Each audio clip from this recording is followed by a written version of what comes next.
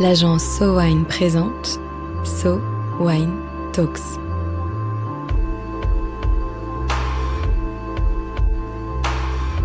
La première série de podcasts analysant les tendances marketing et communication dans l'univers du vin et des spiritueux.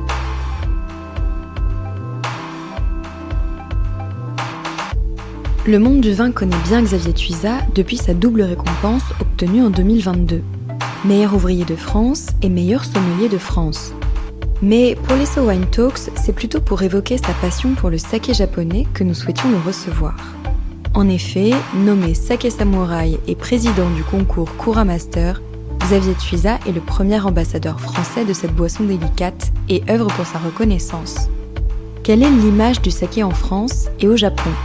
Et quel pont peut-on faire entre les codes du saké et du vin ? Aujourd'hui, un épisode en immersion dans l'univers du saké japonais avec Xavier Tuisa. Bonjour Xavier, merci beaucoup d'être avec nous aujourd'hui. Bonjour.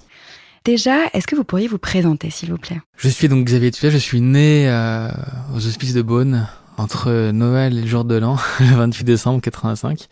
Et bien sûr, j'étais bercé très rapidement dans le monde du vin, mais pour moi, le vin était un paysage plus qu'une vraie boisson. Et donc, c'est avec le temps que j'ai appris cela.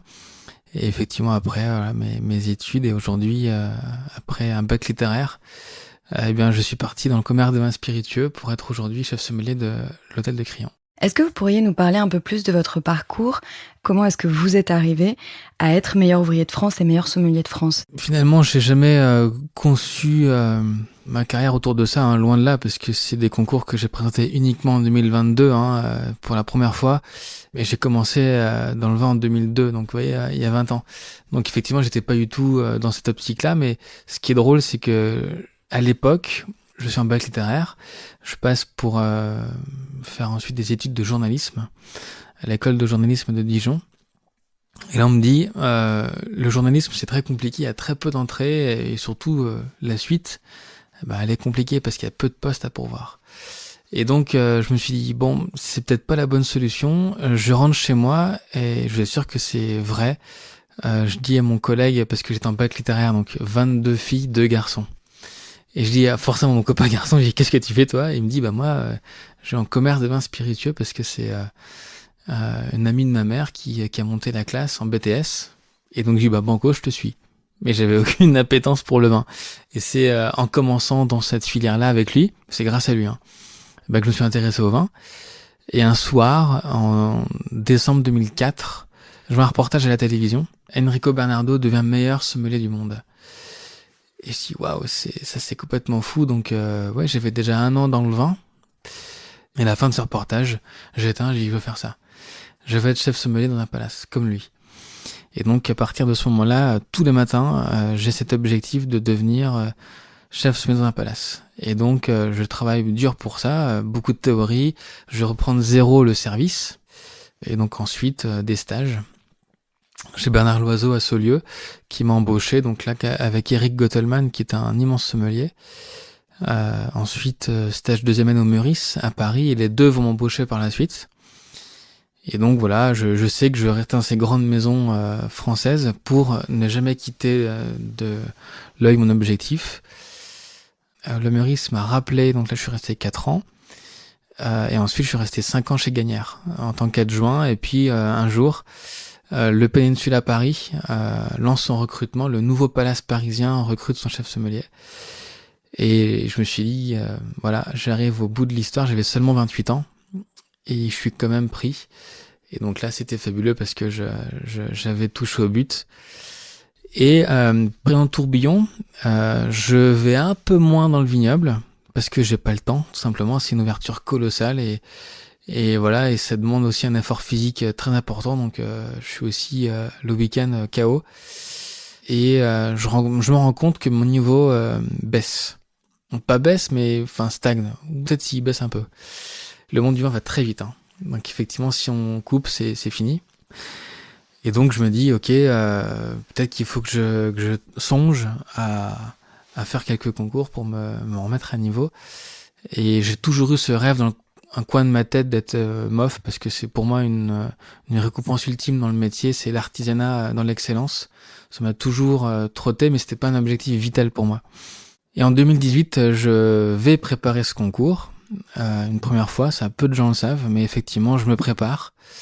Mais j'y vais pas, parce qu'en fait, ma fille Emma arrive, mais c'est mon épouse qui accouche, pardon, de ma fille Emma, quelques jours avant les sélections. Donc je m'étais préparé 1 an, j'avais quand même vu les bénéfices, et je me dis, bon, ce sera pour la prochaine. 2022 donc, c'est tous les 4 ans. Et effectivement, entre-temps, donc, j'ouvre le crayon. C'est peut-être l'une des périodes où j'ai le moins dormi de ma vie. Entre 4 et 5 heures par nuit max 5 heures, j'ai pas fait plus, pendant 18 mois. Mais j'avais par contre cette envie d'aller au bout. Et je savais que c'était maintenant ou jamais.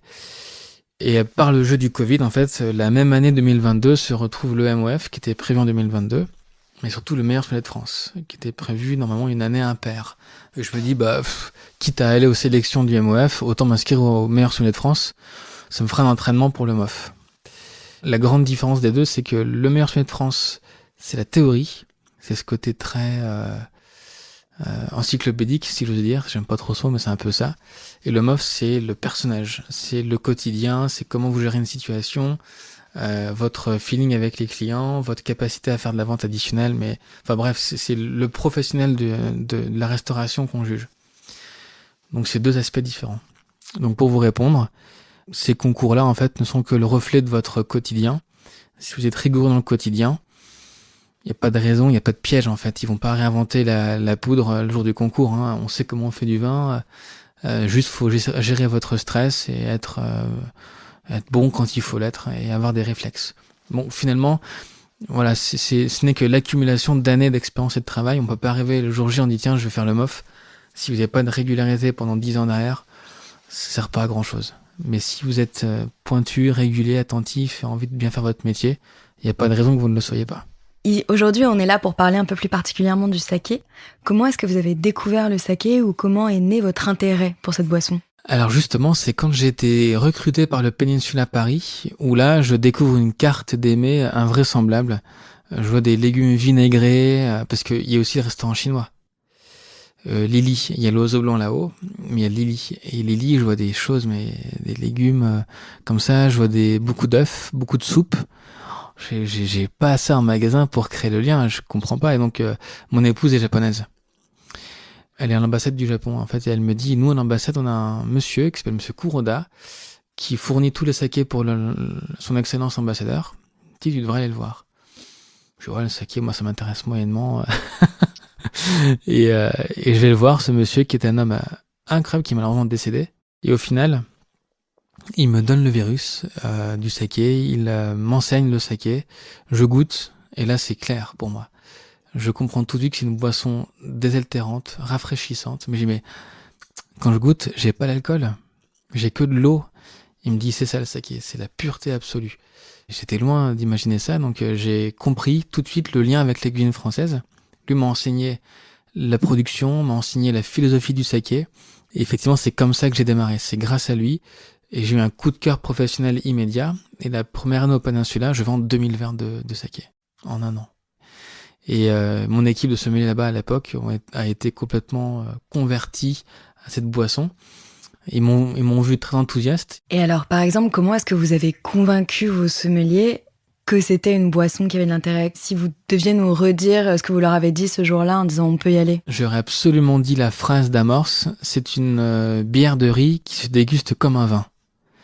Et en virgule, une boisson située à mi-chemin entre la bière et le vin. Et là, pour eux, le curseur était posé. Et ensuite, ils ont goûté, surtout parce que c'est par la dégustation qu'on arrive à être convaincant. Et je leur ai dit maintenant, voilà, ça c'est mon style, donc des nez, des arômes très mugués, pommes vertes, anis, fenouil. En fait, c'est un registre qu'on n'a quasiment pas, qu'on a un peu, mais peu dans le monde du vin. Et en fait, ça nous ouvre un éventail. Navet daikon, c'est croquant comme ça, blanc. On l'a, le racinaire, topinambour. Et donc tout ça, ça a permis d'être plus lisible. Et ils ont compris. Et l'idée, c'est qu'un sommelier, c'est un prescripteur de plaisir. Donc c'est quelqu'un qui va vous prescrire, pas le bon médicament, mais la bonne boisson pour qu'à chaque fois, vous ayez l'émotion à table. Mais ça peut être des cafés, des thés, parce que j'utilise beaucoup ces boissons-là aussi. Ça peut être les vermouths de Turin, ça peut être des grands vins, ça peut être du saké. Et donc à chaque fois, on va chercher cette émotion par la boisson. Et c'est comme ça aussi que je conçois mon métier. Depuis, vous avez beaucoup évolué dans l'univers du saké.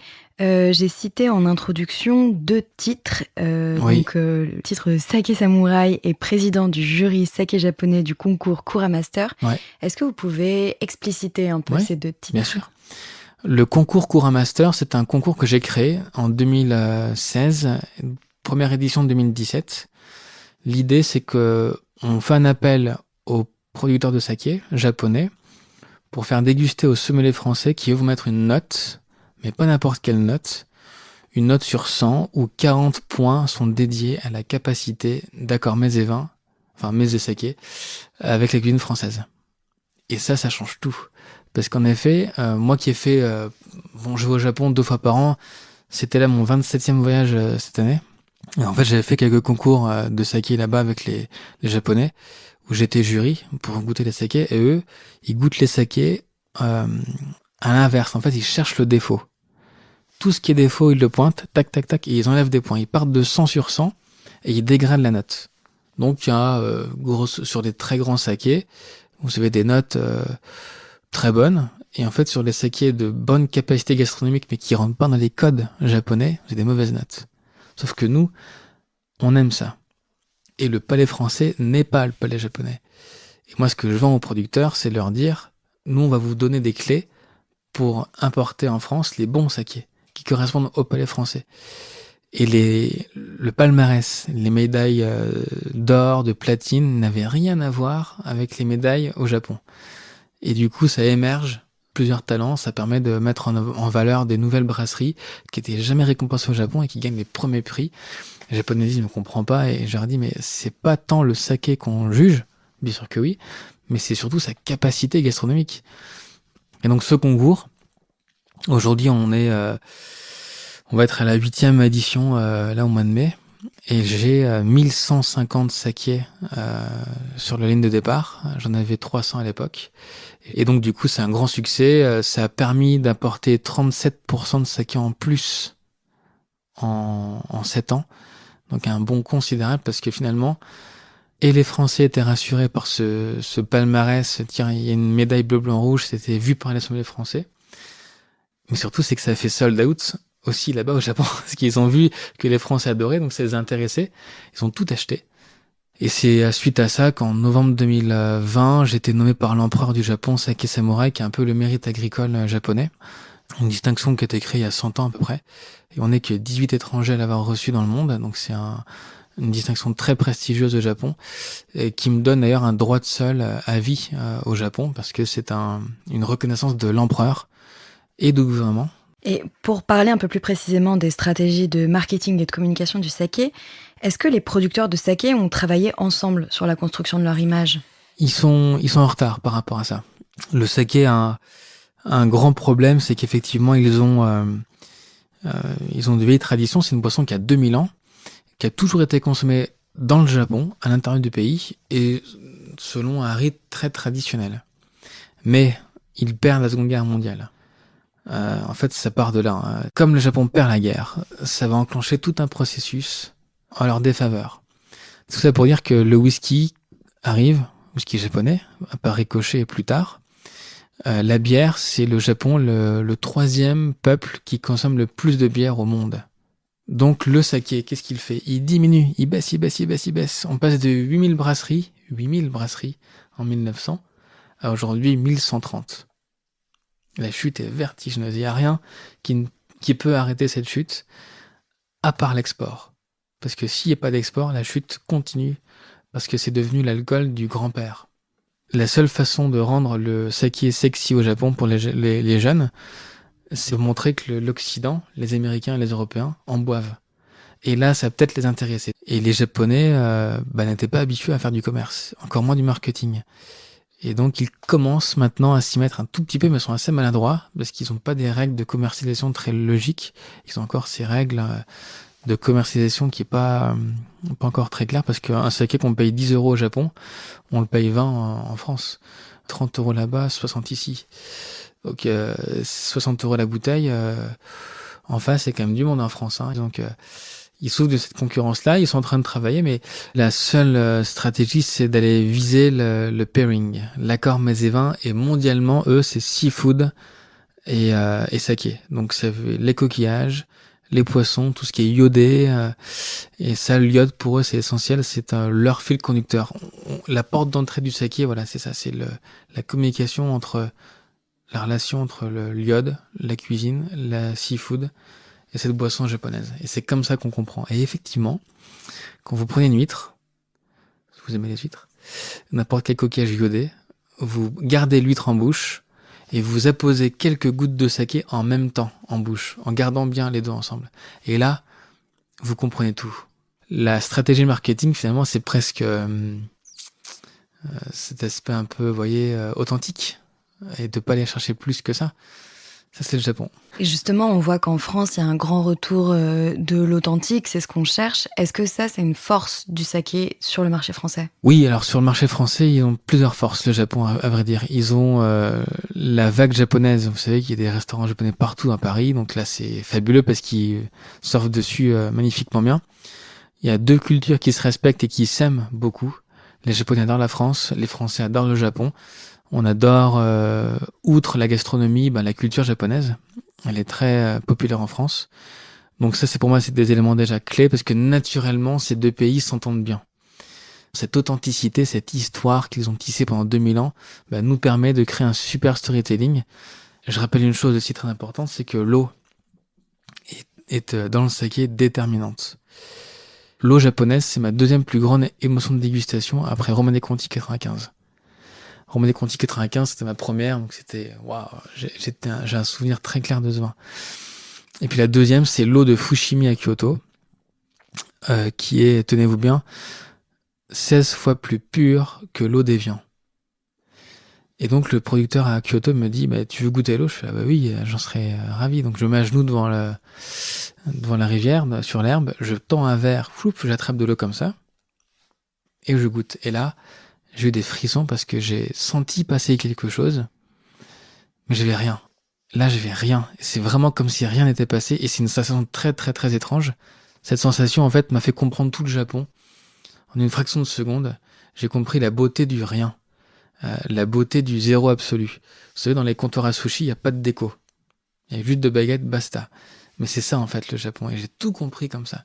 Donc l'eau japonaise, c'est effectivement la base de la culture, et surtout, c'est ce qui est fondateur pour le saké. Et selon vous, est-ce que les acteurs du saké ont su s'adapter aux problématiques sociétales des consommateurs actuels et rester quand même un peu dans la tendance, que ce soit au Japon ou en France ? Alors ils sont malins les Japonais parce qu'ils font aussi plein de choses comme ça, ils sont très modernes, hein. C'est-à-dire que c'est un peuple fascinant, ils sont ancrés dans la tradition, mais résolument modernes. Et là ils ont créé le saké low alcool, à 7 degrés d'alcool. Mais c'est génial, parce que c'est même le yuzu, le liqueur de yuzu, déjà goûté, c'est à 7-8 degrés d'alcool, mais c'est magnifique. C'est très dangereux d'ailleurs.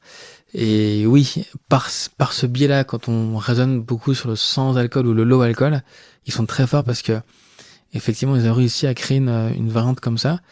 Et c'est surtout, moi, le discours qu'ils ont et qui est magnifique, qui est vrai, c'est la boisson la plus saine du monde. Pas d'engrais chimiques, parce que c'est d'une rizière, les pieds dans l'eau, donc aucun produit ne peut résister les pieds dans l'eau, il n'y a aucun intérêt. Respect de la nature, pas de soufre, zéro, parce que c'est pasteurisé, donc il n'y a pas de soufre. Et donc c'est la boisson la plus saine du monde.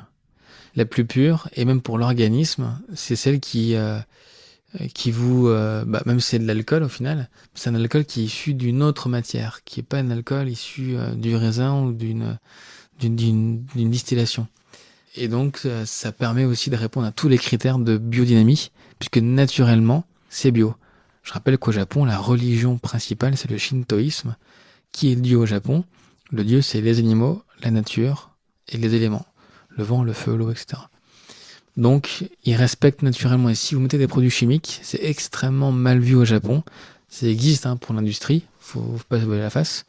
Mais quand vous êtes agriculteur, c'est extrêmement mal vu de donner du poison au sol, aux dieux en fait.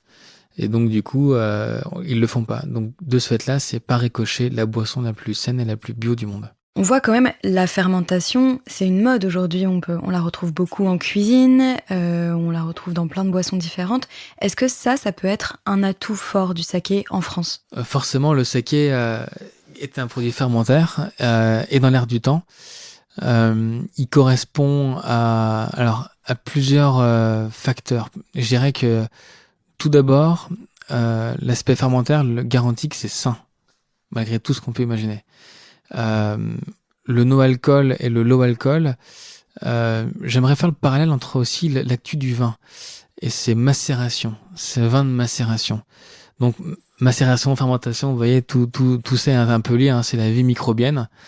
Et en réalité, le saké, il y a eu le vin nature, le vin de macération. Le prochain sur la liste, c'est le saké japonais. Parce qu'il réunit les 3 précédents en un. Et si on aime cette exploration du goût, eh bien, le saké n'a pas de soufre. Le saké est issu de fermentation. Et donc, il a ce spectre qui réunit tous les styles de vin qui sont tendance actuellement. Et je suis persuadé que dans les bars à vin du 11e ou du 9e, pour pas les citer, on va retrouver le saké au verre partout. Et c'est un devoir presque. Si vous défendez des vins nature proches de l'origine, de leur terroir, de leur sol, le saké, c'est exactement ça. Et donc finalement, il y a très peu d'intervention parce que du coup, les Japonais ont peur de déformer ce que la nature a donné. C'est exactement la même philosophie que les vins nature ou les vins de macération. On ressuscite une boisson qui a 7000 ans, 8000 ans, comme en Géorgie. Là, le saké a 2000 ans. Donc pour moi, c'est extrêmement complice. Je suis pas certain que ça vienne du saké. Par contre, le saké est la suite logique. Ça, très clairement. Et c'est pour ça que les grands groupes comme LVMH rachètent des brasseries de saké depuis 2023-24. Ça, c'est nouveau. Ça n'a jamais été le cas. Et ils sont loin d'être bêtes. S'ils le font, c'est qu'il y a une raison. Ils savent que c'est le next step du monde du vin. Et que, moi, mon rêve, c'est qu'un jour, il y a un grand Kuramoto, donc président de maison de saké, qui fasse la une du Decanter ou du One Spectator. Là, on aura fait un sacré point en avant, et surtout que le monde du vin adoube le saké. Richard Geoffroy, dont Pérignon pendant 30 ans, chef de cave, a créé sa propre maison de saké là-bas. Voilà, c'est pas rien, vous voyez. Et donc, pour ça, je me dis, tenez-vous bien, parce que c'est le début de l'histoire. Là, on a beaucoup parlé du saké en termes assez général, on a parlé du saké japonais globalement. Est-ce qu'il y a certains producteurs ou certaines marques qui sortent du lot en termes de marketing ou de communication et qui vont vraiment à l'assaut du marché occidental ? On peut citer bien sûr Dasai. Dasai, c'est une marque qu'on connaît. D'ailleurs, beaucoup de Français ont appris le saké par Dasai. C'est des sakés très purs, très délicats, et ça représente bien le Japon. C'est eux qui ont vraiment pris leur bâton de pèlerin et qui ont fait le tour du monde. Joël Robuchon, d'ailleurs, a été un des partenaires historiques de Dasai. Et ça, effectivement, c'est eux qui ont percé le marché américain, qui est un marché très puissant dans le monde. Le marché brésilien également. Énorme marché du saké, le 2e plus gros après le Japon, parce que c'est la 2e population japonaise dans le monde, en dehors du Japon. Ils sont 400 000 Japonais au Brésil. Et effectivement, ça fait partie de ces boissons qui s'exportent magnifiquement bien et qui réunissent quasiment toutes les cuisines et toutes les cultures. Parce que le saké n'est pas une boisson d'accord, proprement dit, mais une boisson qui est un exhausteur de goût. Quoi que vous mettiez en face, ça va venir en soutien, ça élève l'ensemble. C'est une façon très particulière, mais qui est indescriptible. C'est magnifique. Qu'est-ce qu'il faudrait selon vous pour que les Français s'intéressent encore plus au saké ? Pour percer un marché domestique, quel qu'il soit, France, Italie, n'importe quel pays du monde, vous devez donner des codes de consommation. Et surtout, rassurer le public en disant que ce saké se marie bien avec le fromage de chèvre. Là, ça nous parle. Et donc là, du coup, on va acheter du saké pour le fromage de chèvre. Vous voyez ? Et pas l'inverse. Et donc, du coup... Voilà, ayant ces codes rassurants de se dire, tiens, ça fait un lien avec les asperges vertes, du Vaucluse pour le printemps, avec toutes mes chèvres, fromage de chèvre, sec, frais, etc. Là, on a déjà des repères. Et c'est ça qu'il faut instaurer. Et c'est ce qu'on est en train d'instaurer depuis quand même pas mal d'années. Mais rassurer le consommateur avec des produits complices du saké, de son quotidien. Et ça marche à chaque fois. Et justement, est-ce qu'on peut créer des liens entre les codes du saké et les codes du vin ou d'autres boissons alcoolisées d'ailleurs? C'est exactement ce que j'ai fait pour prescrire le saké en France, parce qu'on me l'a reproché forcément, parce que j'utilisais des mots, des gros mots. Je disais que le riz c'était un cépage. Waouh, mais qu'est-ce que tu dis? Je fais, mais néanmoins c'est ça. Que le toji c'est le maître de chez. Mais si je vous dis un toji, mais les gens, c'est du japonais, donc je peux pas convaincre et je peux pas expliquer le saké. Donc j'ai dû créer un vocabulaire parce que ça n'existait pas. Et donc on est parti pour dire que le riz c'est l'aromatique, le terroir c'est l'eau, et puis que le maître de chez, voilà, complète cette notion de terroir avec son savoir-faire, puisque un maître de chez dans chaque région a une façon de faire très différente. Et si vous changez de région, en tant que maître de chez, vous déménagez, vous devez refaire l'école de la région. C'est-à-dire qu'un vigneron à Bordeaux ne peut pas vinifier en Bourgogne. Il faut qu'il refasse le DNO en Bourgogne. C'est fou, hein, mais c'est comme ça que ça se passe au Japon. Et donc il y a beaucoup de traditions, et donc c'est ça que j'essaye aussi d'expliquer aux clients, et ça c'est fabuleux. Donc on s'amuse beaucoup. Il y a aussi une idée reçue qui me semble très forte en France, c'est que le saké c'est fort. C'est pour ça on en parle comme d'un spiritueux. C'est une boisson, donc comme je disais tout à l'heure, hein, entre la bière et le vin. Donc on est autour ça va entre 11 degrés, 12, 13, 14, 15. 15 c'est le degré classique au Japon, 14, 15. Et puis certains qui font 16, 17, mais 17 c'est le grand max. Hein. Je rappelle que le Porto c'est quand même 20 degrés au passage. Donc c'est bien moins que le Porto. On va dire que c'est un Châteauneuf du Pape blanc mûr. Mais c'est pas plus que ça au final. Et c'est vraiment ça qu'il faut marteler, c'est que ce n'est pas un spiritueux. Surtout pas, parce qu'un spiritueux c'est distillé. À aucun moment il y a une distillation dans le saké. C'est fermenté comme une bière. De la même façon, de la céréale au sucre et du sucre à l'alcool. Et alors pour conclure, on a une question très vaste. Mais selon vous, ou peut-être selon vos espoirs, quel est l'avenir du saké en France et à l'étranger? Dans la quête du bien boire pour le corps, du boire sain, forcément le Japon et le saké ont un boulevard devant eux. Dans la quête de la surprise, de surprendre ses convives, ses amis, le saké a un boulevard devant lui. Et dans la quête de l'expérience gastronomique, de l'émotion à table, le saké a un boulevard. Voilà, ma conclusion pour l'avenir, c'est qu'effectivement tous les feux sont au vert. Et que mon rêve un jour, c'est que chaque Français ait dans son frigo une bouteille de saké. Ça serait magnifique. Et je pense qu'on va d'abord passer par les cavistes, donc le commerce de proximité, et ensuite par la grande surface. Ça va être pour moi le schéma de distribution des sakés sous 10 ans. Et là, on aura touché une grande population.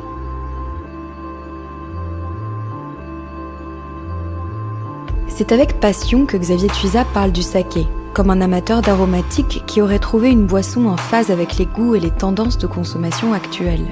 Loin de voir le saké comme un spiritueux, il faut le considérer comme un vin de riz à la pureté inégalable et qui offre à la gastronomie française tout un pan d'accords inattendus.